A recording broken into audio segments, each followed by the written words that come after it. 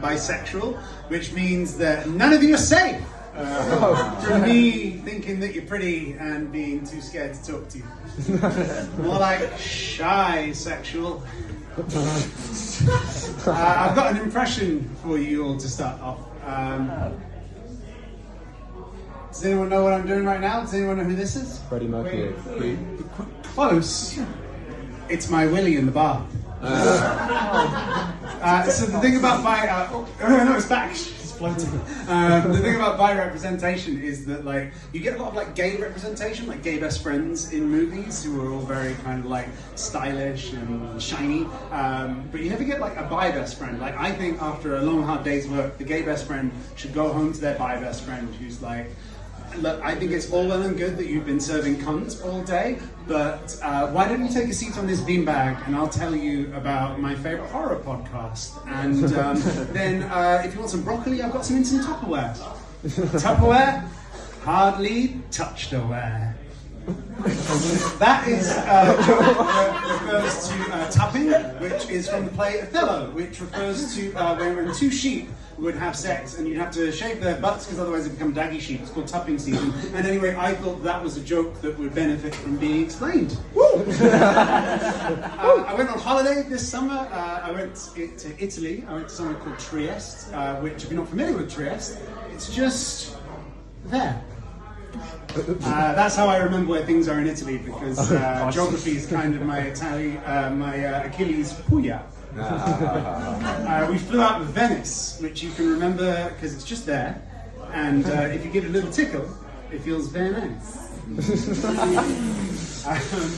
My girlfriend and I are bisexual, polyamorous people, and we went to a nudie spa recently, but it was kind of like a straight nudie spa. Like everyone was naked, yes, but you could tell they all like drove a van.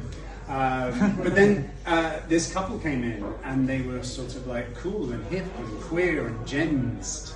I know in America, like they call it Gen Z. Here it's pronounced gensed, which sounds kind of like an affliction. Like, you know, their clinic leads a Lulu. They're totally cooked.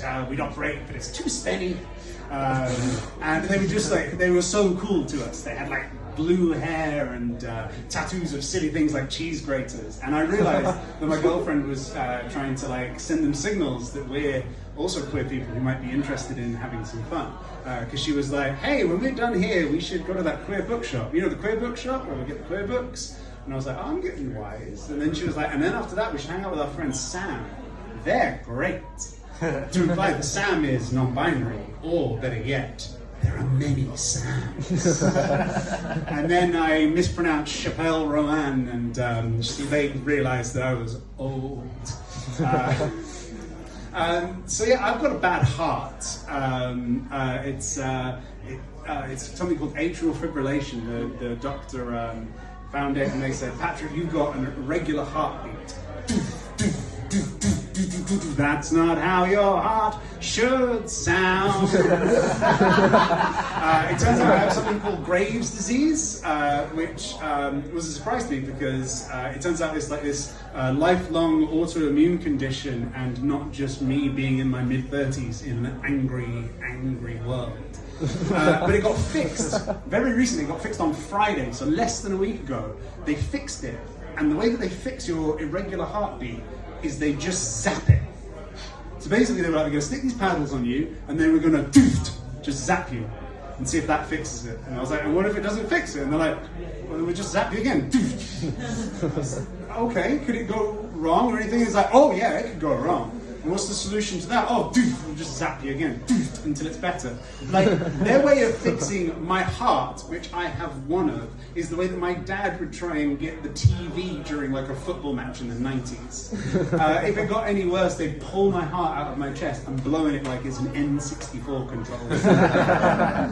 But it was so weird, like all of a sudden, and my heart beats normally now.